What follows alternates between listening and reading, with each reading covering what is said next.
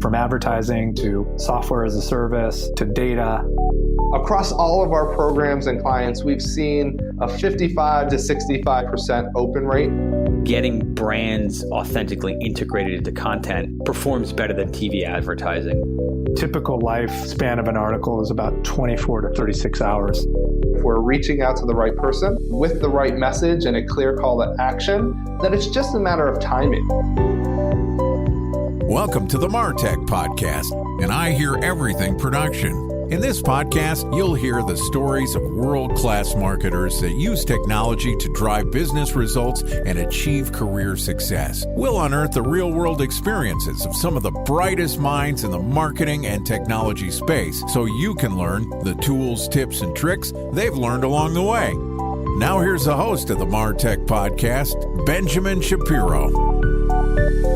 Welcome to the MarTech Podcast. I'm your host, Benjamin Shapiro, and today we're going to discuss elevating product design through customer empathy. Joining us is Mattia Santin, who is the Chief Marketing Officer at Hotjar, which enables product teams to have empathy with their end users and deliver value by making the right product improvements fast. Hotjar's product experience insight software is used on more than 1.1 million websites, and its unique mix of quantitative and qualitative data is driving product decisions in over 180 countries. And today, Mattia and I are going to discuss maximizing customer empathy with product design. All right, here's the first part of my conversation with Mattia Santin, the Chief Marketing Officer at Hotjar. Mattia, welcome to the MarTech Podcast. Thanks for having me, Ben. Appreciate it. Excited to have you on the show. Excited to learn a little bit about one of the mainstays in the MarTech industry. I think that Hotjar, probably a tool that most marketers have heard of at some point in their career, been around for a long time, got lots of staying power. First off, for the people that might not have heard of Hotjar, give us a little overview of what the product does. Hotjar, as you mentioned earlier, we really focus on product experience insights. And the best way I can explain it, and this is actually my favorite definition, is really about finding the why after the what.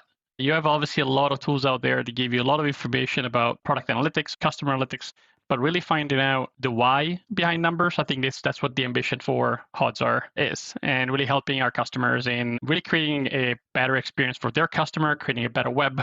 And this is what we do. As you mentioned, we are expanding quite rapidly into new markets. We're just launching new features, introducing AI. We can talk about it maybe a little bit later on that, expanding into geos and making our product suite even larger with more solutions. I would say the growth has been quite rapid over the last few years, but as you mentioned, a very large audience of loyal fans of the brand.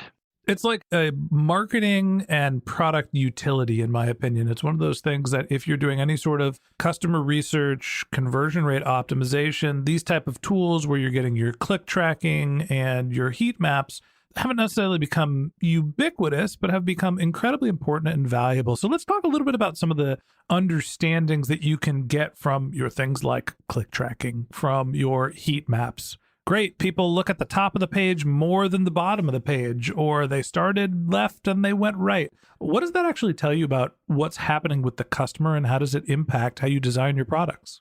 It's a combination there. I think you were right on. A lot of customers know Hotjar because of heat maps, right? That was our bread and butter. That was the first product. It's really about the expansion of the suite into more solutions. We've added surveys and feedback. We've added user research and interviews to the mix. And I think the sweet spot is really finding the combination of the tool that helps customers finding their answers. It's not only about heat maps. I think the heat maps is really the starting point, but finding the connection between the three products is the important step.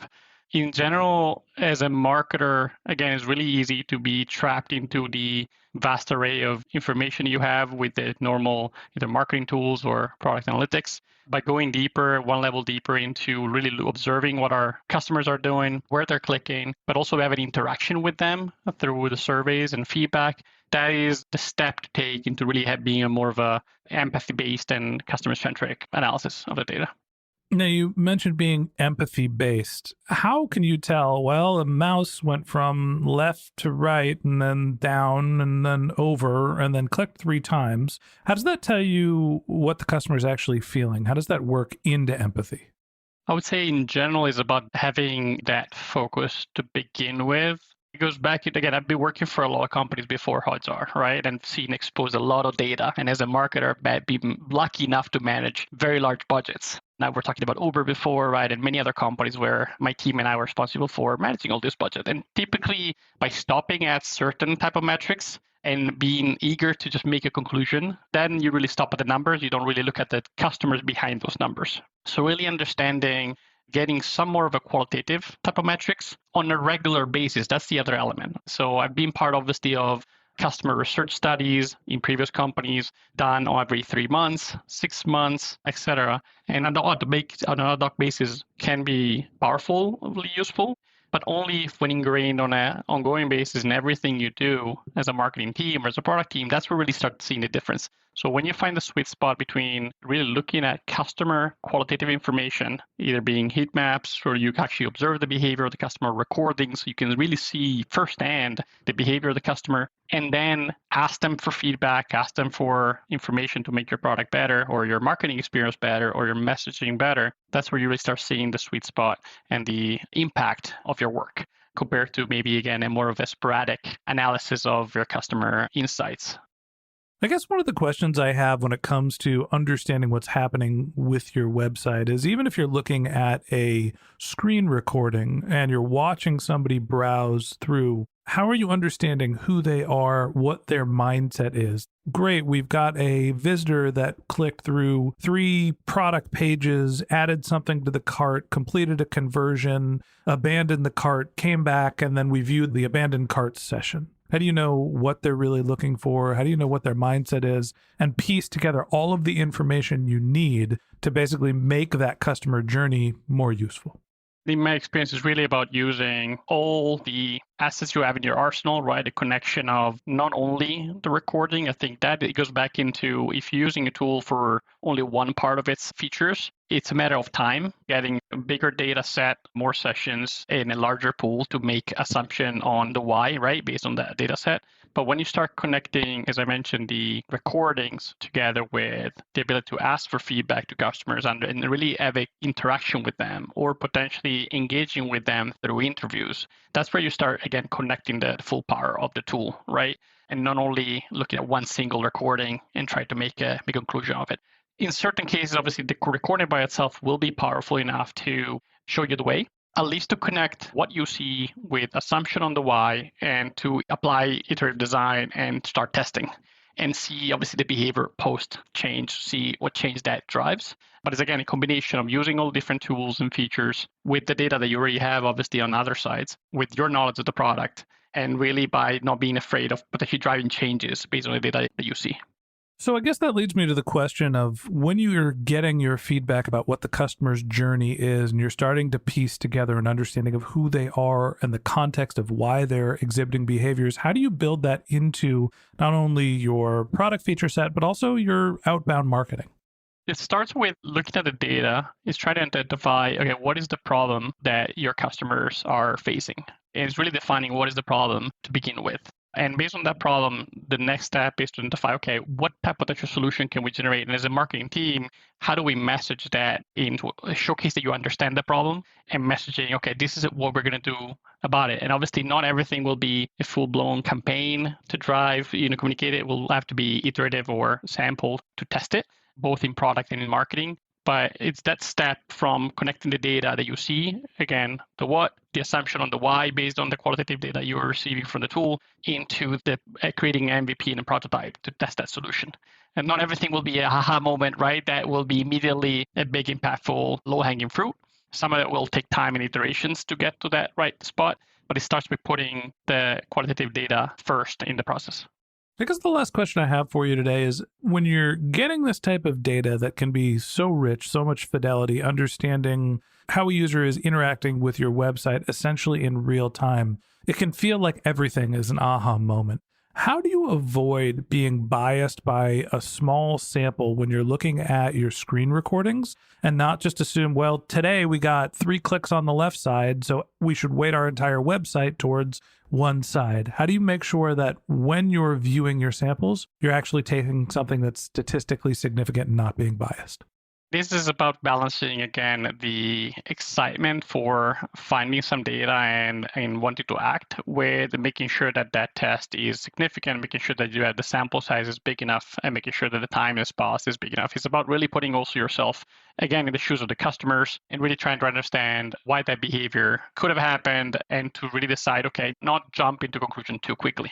Again, the tool is extremely powerful, the data is extremely powerful, but it's the action that you take that obviously will dictate the results. You know, at the end of the day, there's always a balance between quantitative and qualitative data. You can take your quantitative data, look at mass experiences of all of your customers, and make some broad assumptions. You can look at your qualitative data and see in great detail what's happening with one specific user. And the answer is you need both signals to understand what's happening and why, but also is it a problem that's happening broadly? And that's why tools like Hotjar are so incredibly valuable. And that wraps up this episode of the Martech Podcast. Thanks for listening to my conversation with Mattia Santin, the Chief Marketing Officer at Hotjar. Join us again tomorrow when Mattia and I continue our conversation talking about utilizing analytics to understand customer feedback. If you can't wait till our next episode and you'd like to learn more about Mattia, you can find a link to his LinkedIn profile in our show notes. You can contact him on Twitter. His handle is Mattia Santin. That's MattiaSantin. Or you can visit his company's website, which is hotjar.com, HOTJAR.com.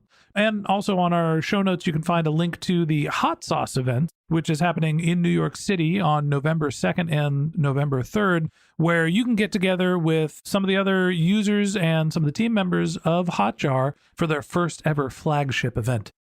Just one more link in our show notes I'd like to tell you about. If you didn't have a chance to take notes while you were listening to this podcast, head over to martechpod.com where we have summaries of all of our episodes and contact information for our guests. You can also subscribe to our weekly newsletter, and you can even send us your topic suggestions or your marketing questions, which we'll answer live on our show. Of course, you can always reach out on social media. Our handle is MartechPod, MarTechPod, on LinkedIn, Twitter, Instagram, and Facebook, or you can contact me directly. My handle is Ben J. Shap, BenJShap. And if you haven't subscribed yet and you want a daily stream of marketing and technology knowledge in your podcast feed, we're going to publish an episode every day this year. So hit the subscribe button in your podcast app and we'll be back in your feed tomorrow morning. All right, that's it for today. But until next time, my advice is to just focus on keeping your customers happy.